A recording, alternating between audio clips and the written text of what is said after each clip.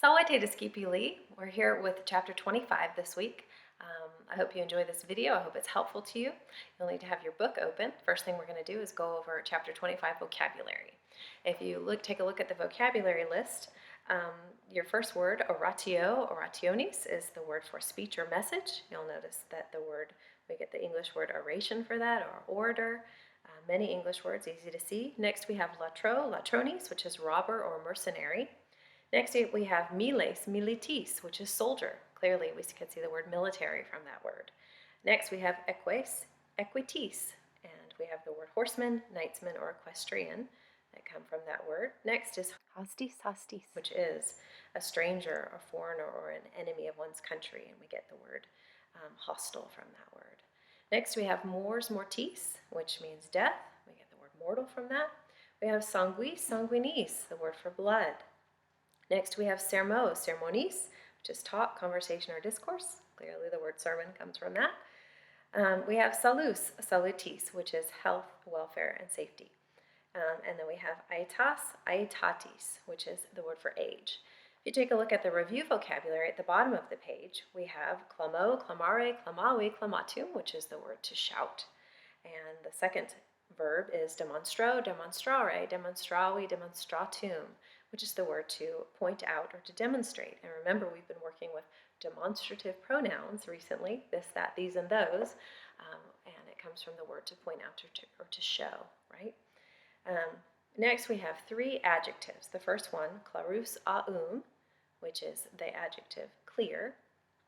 Dignus, digna, dignum, the adjective worthy. And the last one, dubius, dubia, dubium, which is our adjective doubtful. All right, one thing I do want to mention is at the top of the page, the chant has to do with sentence patterns. I'm going to ask that you skip this portion. The reason being is that they are labeling the sentence patterns A, B, C, and D, whereas in your English grammar class, you're learning them as sentence patterns 1, 2, 3, 4, and we even have sentence pattern 5 that you're probably learning or have learned. So I don't want to confuse you, but we will go over the sentence patterns. I want you to know them, but you don't need to know them as the chant, and you don't need to know them as patterns A, B, C, and D. Okay? So let's go ahead and move on to sentence patterns. I have 4 sentences up on the board. You'll notice they are different than the sentences that you have in your book. I did that purposefully because I want you to have 2 different samples of how to work with labeling and deciphering your Latin sentences. So let's take a look at what I have on the board. The first sentence, sorores amant. All right, first thing we're going to look for in Latin, probably the easiest, is going to be the subject noun. And we can see that is at the beginning of the sentence, which the subject noun is often at the beginning of the sentence. And another good thing to remember is that at the end of the sentence is a good place to look for the verb in Latin sentences. If we look at the end of our sentence, sorores amant, amant is our verb, so we're going to go ahead and label that, and this is our first sentence pattern, SNV. So we have the sisters love. Now notice that if we were to parse this word sisters, we have feminine, plural, nominative. And notice because this word is plural, we have to have the NT on the ending of amo amare, so there will be they love. So our sentence number 1 is the sisters love, sentence pattern SNV. Okay, let's take a look at the next sentence. Number 2, we have our same subject noun, the sisters.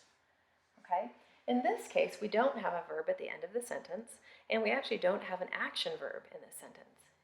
You'll notice sunt is a form of sum, which is our irregular verb to be.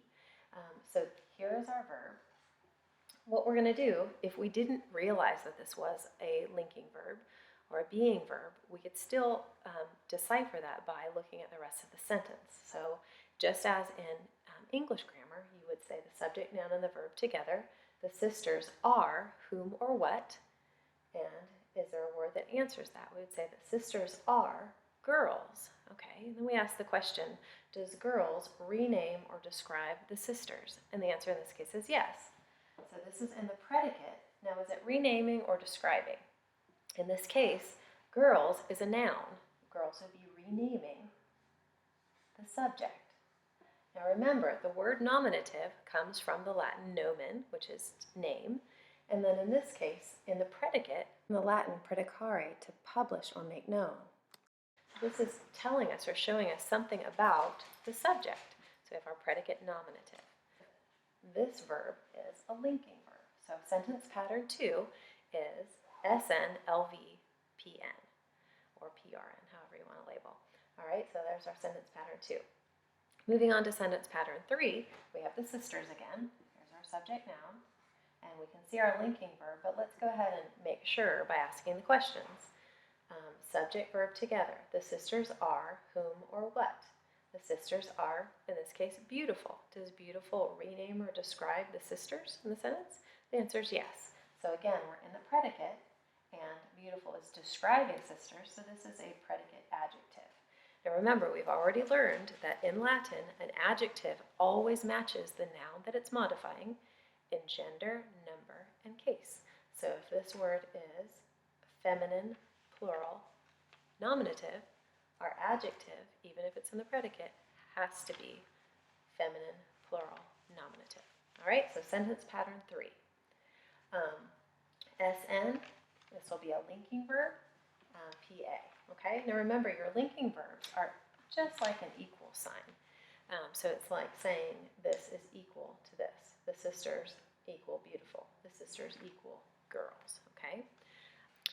All right, so we'll move on to our last sentence, which is number 4, sorores equos amant. In this case, we have the same subject noun, the sisters. If we look at the end of the sentence, we have our verb, the sisters love. Notice this is the plural ending for they love. The sisters love whom or what is the question we would ask. And we have the word here, horses.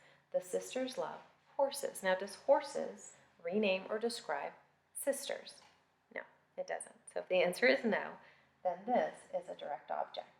You'll notice that the direct object is in the accusative case. Notice the os, which is the masculine, second declension masculine accusative ending, plural. And in that case, since we have a direct object, it makes this a transitive verb. Now, you'll hear in the word transitive the word trans, which is the Latin word for to go across. So in this case, the action of the verb goes across to this noun, or the direct object. And remember, the definition of a direct object is a noun that receives the action of the verb. All right, so there we have sentence pattern 4. We have SN. In English, we would say SNVTDO, and that's probably the way you should recognize it. But remember, in Latin, the word order can be different. But in English, you would see it generally this way. Okay? Well, great job on sentence patterns. I hope you'll do lots of practicing. I hope you'll be noticing the cases that all of the words are in. All of your subjects will be in the nominative case. If you have a predicate adjective or a predicate nominative, it will also be in the nominative case. You'll be looking for your action verbs and your being verbs or linking verbs and practicing your vocabulary. I look forward to seeing you next week. Have a wonderful week. Good studying. Work hard. Hope you had a great break. Well, I take this, keep you